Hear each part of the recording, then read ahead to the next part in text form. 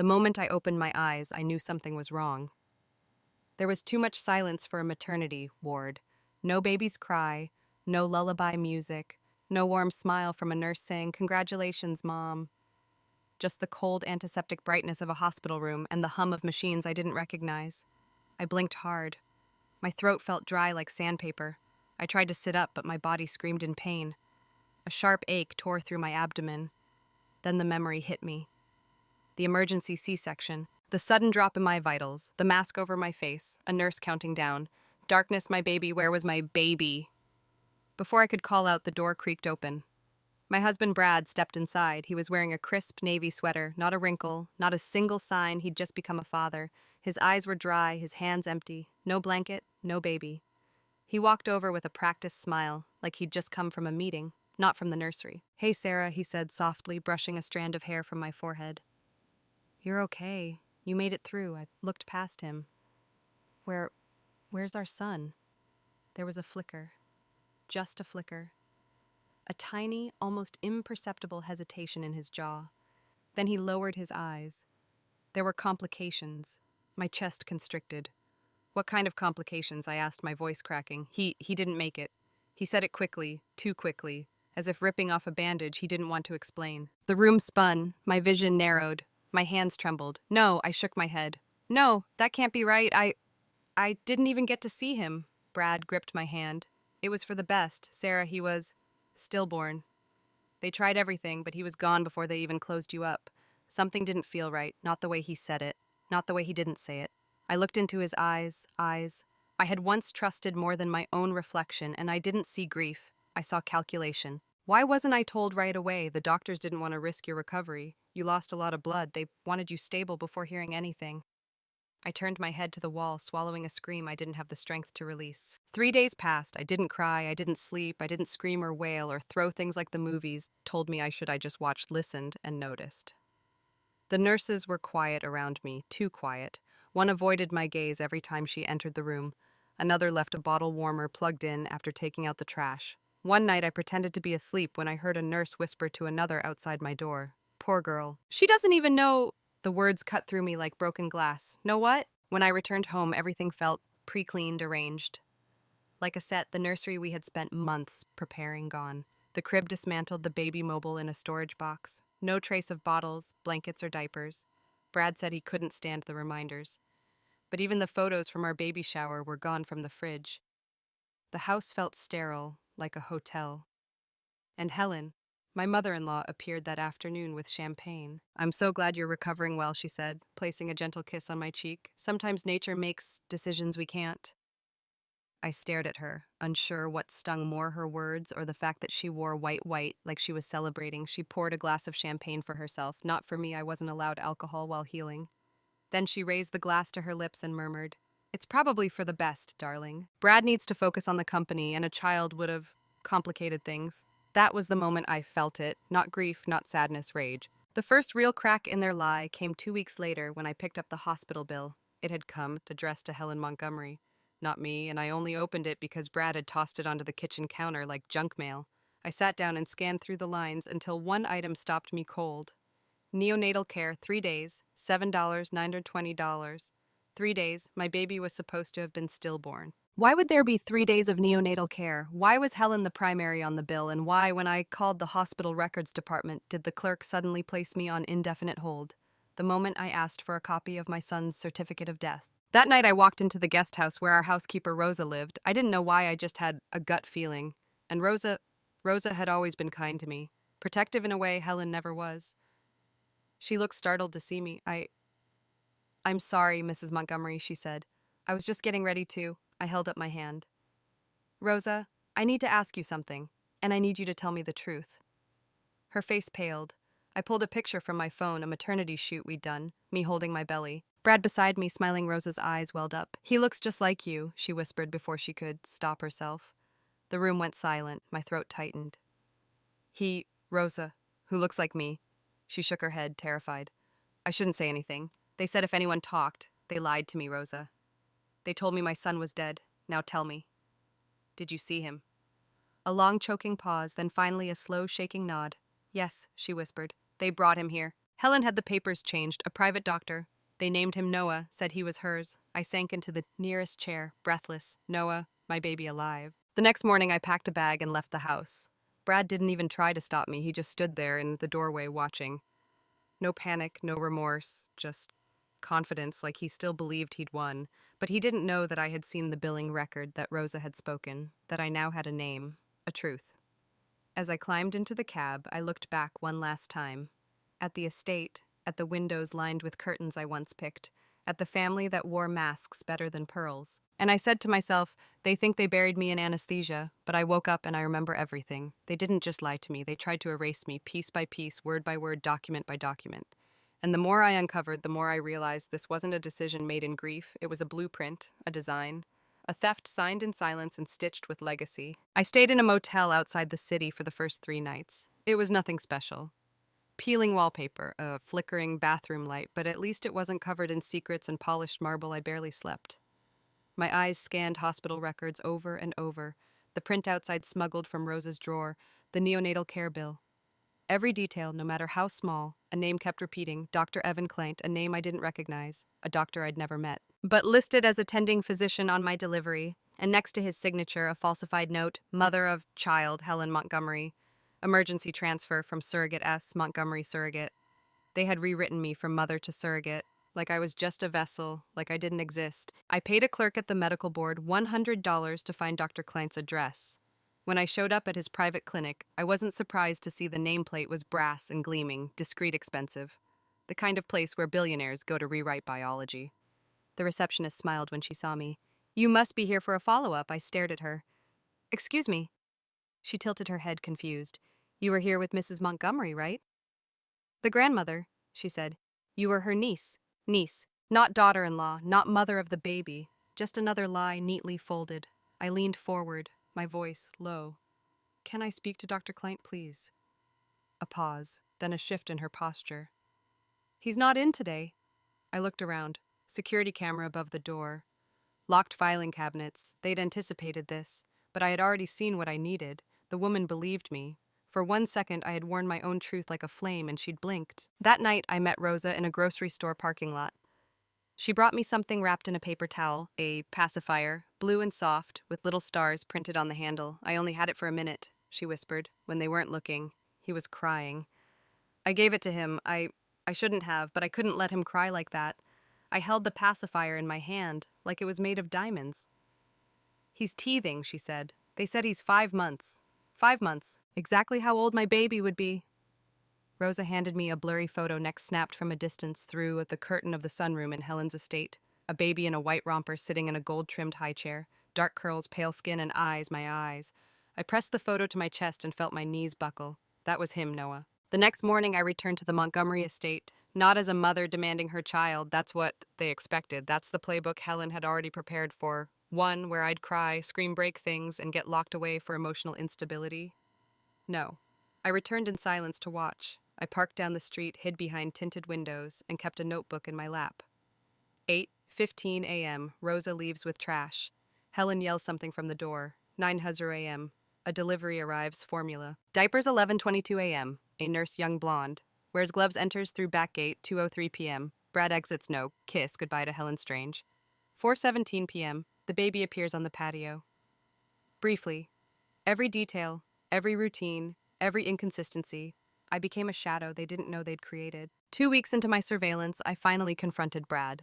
It wasn't planned. I saw him at the cafe near his office, laughing, flirting with the barista. No wedding ring, no grief, just life as if he hadn't gutted mine. I waited until he turned to grab his espresso, then I stepped up behind him, enjoying the single life, I said calmly.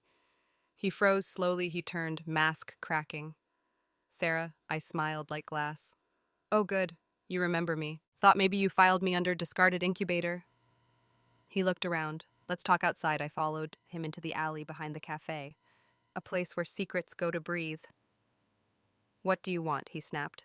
I pulled out the photo of Noah and held it up. His face didn't even twitch. You broke into the house. I didn't have to. Your lies leak, Brad, like rot through drywall. He leaned closer. You're delusional. No, I said, voice sharp.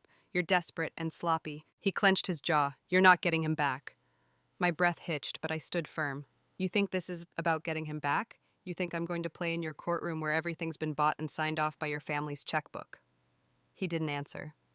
"I'm not fighting to be his mother," I said coldly. "I am his mother, and I'll burn your empire down to prove it." Brad's eyes darkened.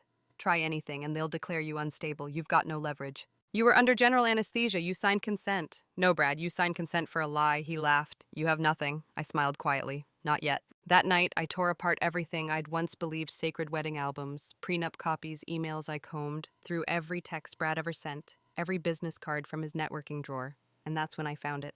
A handwritten note from Helen to a private attorney buried inside an old address book, dated 6 weeks before I gave birth. Ensure Sarah's medical directive transfers, all neonatal guardianship, have Brad sign, she won't notice. I stared at the ink. So that was it. They'd planned it before I even went into labor. They wanted me erased, rewritten as a footnote. But I was no footnote, I was the damn author, and if they thought I was finished, they forgot what happens when a mother starts remembering. Some women scream when they're robbed. Some cry. I disappeared. Not because I was weak, because I needed space to become something they'd never anticipate. A mother with a plan. I left the city under a name I hadn't used since college, Sarah Lane. No cards, no social media, just a duffel bag. 3 photos of my son and the last $12,000 left in my name after the Montgomery lawyers bled me dry. For the next year, I lived in a rented studio above a laundromat in Westbridge, a town where no one knew the word legacy and no one cared if you came from silk or ash. I taught piano lessons at a community center by day, and at night I studied law. The first book I bought was The Mother's Legal Guide to Custody and Guardianship. I read it 3 times. The second was Family Law, Inheritance, and Estate Loopholes. The third, Strategic Litigation for the Non-Lawyer. By the 6th month, I could quote custody precedents from memory. I learned how to spot fraudulent directives, how to trace hidden trusts, how to dig through legacy loopholes left in careless wills. And somewhere between outlining court strategies and reheating dollar store soup, I met Claire. Claire was the assistant director at the Legal Aid Center, 39, divorced, with a sarcasm sharper than any courtroom objection. She noticed me right away. "You read like a woman with unfinished business," she said one evening when she found me cross-referencing custody laws at closing time. "I have a son," I told her. She looked up. "You don't look like a woman who had a son. You look like a woman who's coming back for him." I didn't answer. I didn't need to. She slid a folder toward me. "Want to make it official? Inside a pro bono trainee form, a mentorship contract, and access to the city's legal archives." That was the night I stopped hiding. Under Claire's wing, I filed my first FOIA request to obtain redacted records from the Montgomery estate. Trust. Surprise. Helen had amended the beneficiary terms 3 months before I gave birth, creating a silent succession clause for any male heir adopted or born under her authority. She hadn't just stolen Noah, she'd rewritten the legacy for him. But she underestimated something. I wasn't chasing money, I was studying systems. By the time Noah turned 2, I had quietly built a shadow LLC named Lanestone Holdings, acquired 8% of Montgomery Holdings through shell corporations in Delaware, gathered a digital dossier of every falsified document, transaction, and legal misstep Brad and Helen had ever touched. I didn't need to break in, I bought my way in. And then I met her. Her name was Tess Montgomery, Brad's younger half-sister, the family rebel, tattoos, jazz clubs, and an apartment that smelled like bourbon and betrayal. I found her DJing at a rooftop lounge in New York. "You're Brad's ex-wife," she said, sipping gin. I didn't even know he married anyone. He just brought a baby home and said, "Meet the heir." I figured the girl didn't make it. I stared at her ice in my chest. "I am the girl, and I'm very much alive." Tess laughed. "Well, that explains a lot." Turns out Tess had her own reasons to hate Helen. She'd been written out of the family trust after refusing to represent the brand in public appearances. "You want to burn it down?" she asked, eyes sparkling. "No," I replied. "I want to own it." She leaned back and raised her glass. "Then let's build you a match." Together, we tore the Montgomery facade apart piece by piece. Tess gave me access to old estate journals, emails, videos, proof of private deals with falsified healthcare institutions, including Dr. Kleint. We found receipts, hundreds of thousands in under-the-table payments to nurses and private security. We even found a photo Helen had staged for Forbes Family Legacy Weekly, holding Noah on her hip as if he were her biological grandchild. The caption read, "Helen Montgomery introduces the next generation of Montgomery excellence. Her legacy continues." Legacy. That word had become poison in my mouth, so I forged a new one. I changed my name legally back to Sarah Montgomery. I opened a separate trust under Noah's biological birth certificate, the one I finally obtained with Claire's help, and I filed a quiet legal motion under seal petition to invalidate guardianship assignment on grounds of medical fraud, coercion, and identity suppression. It was dense, technical, and designed to sit unnoticed until the right moment. The moment I'd be standing in the room. That moment came in the form of a gold-trimmed envelope. It arrived in my inbox via Tess, a digital invite. Montgomery, Family Legacy Dinner, honoring Noah Montgomery. Heir apparent guests. Press investors, legal advisors. Dress code white tie. Tess looked at me and said, "They're about to crown him." I stared at the screen. "Then let them," I whispered. And I began preparing for the night they'd never forget. Because what they didn't know was that Noah already had a mother, and that mother now owned 14% of their empire, controlled their legal narrative, and carried the truth like a dagger wrapped in silk. The ballroom shimmered like a diamond trap. Crystal chandeliers, gold-rimmed cutlery, journalists in tuxedos, investors in old money suits, everyone wearing smiles stitched with legacy and champagne, and in the center of it all, Noah, my son, 3 years old now. Dressed in a miniature white tuxedo, his curls combed to the side, standing on a platform beside Helen Montgomery, who held his hand like he was her creation, but he wasn't. He was mine, and tonight the world would remember that. I walked into the Montgomery Legacy dinner at exactly 7:59 p.m., not fashionably late, perfectly timed. Tess walked beside me in silver heels and rebellion. Claire followed in a tailored navy suit, clutching the sealed case files like a war drum.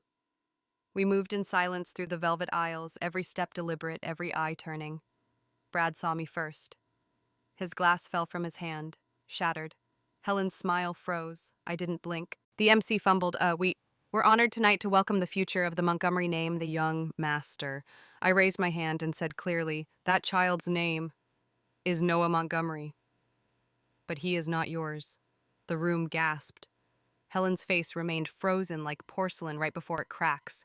I walked forward, heels echoing like a gavel. I am Sarah Montgomery, his biological mother. And today I am here, not with accusations.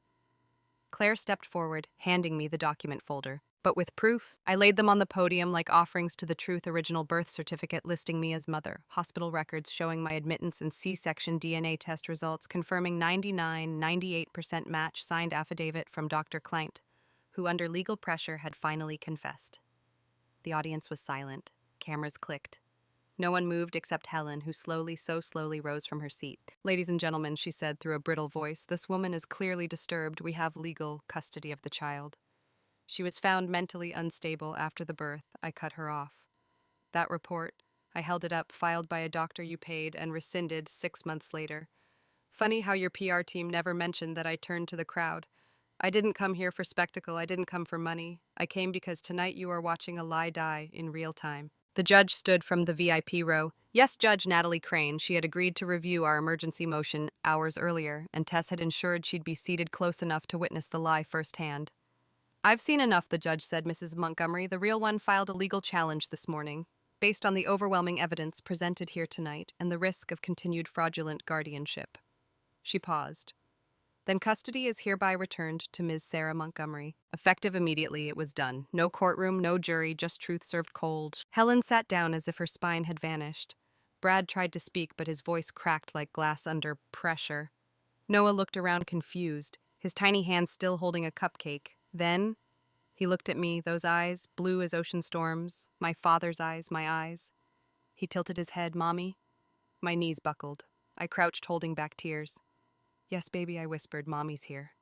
He stepped forward slowly, like a dream that finally recognized its shape, and he hugged me tightly. Without a word, the room erupted. Reporters shouted, lawyers argued, but I only heard his heartbeat against mine. We exited through this back, not in disgrace, in victory. Claire handed me a white envelope as we slid into the black car. "It's time," she said, to burn the last page. Inside the envelope, a termination order for Helen's seat on the Montgomery Trust Board, the board I now controlled with 14% ownership, signed, sealed, undeniable. The next morning, the headlines were merciless: Montgomery matriarch loses custody amid scandal, heir was stolen at birth, real mother reclaims child, live on stage Sarah Montgomery, the quiet queen who took it all back. Helen retreated from public life within 24 hours. Brad resigned as CEO the next week. Investors pulled out, foundations collapsed. But I didn't revel in the ashes. I had one final task. I took Noah to the city clerk's office. 3 days later, I held his hand as the clerk processed the change. New legal name: Noah Eli Carter Montgomery. First name unchanged. Middle name Eli after my father's surname, mine. Entirely mine. As the clerk stamped the certificate, I leaned down and whispered in Noah's ear. They tried to give you a kingdom made of lies, but I built you a name carved in truth. That night, I tucked him into bed in our new home. A small house, not grand, not marble, but warm, honest, ours.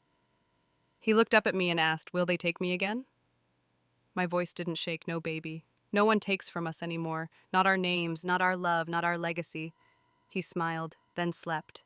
People thought the legacy I took was made of real estate board seats and trust funds. It wasn't, it was made of names. My name, his name, our truth. 3 weeks after this gala, the estate auction began. Helen's collection of French antiques gone brads, vintage sports cars repossessed. Even the grand piano in the gold parlor was wheeled out by strangers in gloves. But I didn't watch. I was busy installing bookshelves in a different house. A smaller one painted white. Quiet with wide windows and an open garden, no hedges to hide behind.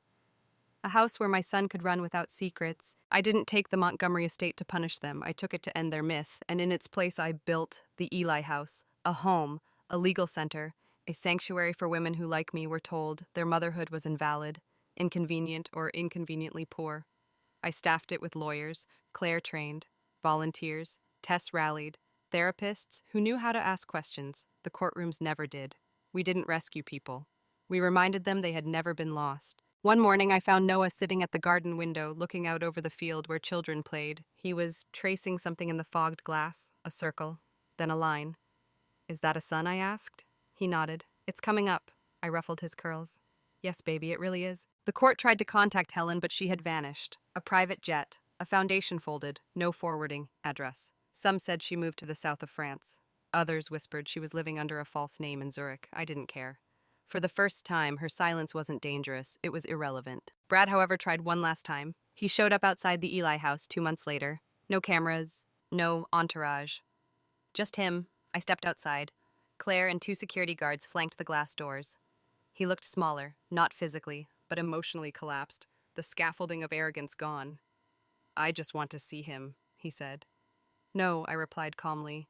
"He's my son. He's our son," I corrected. "But only one of us buried him alive." He swallowed Sarah. "I was scared. No, Brad. You were greedy. There's a difference." He tried again. "I can pay. I have resources left. Let me be part of."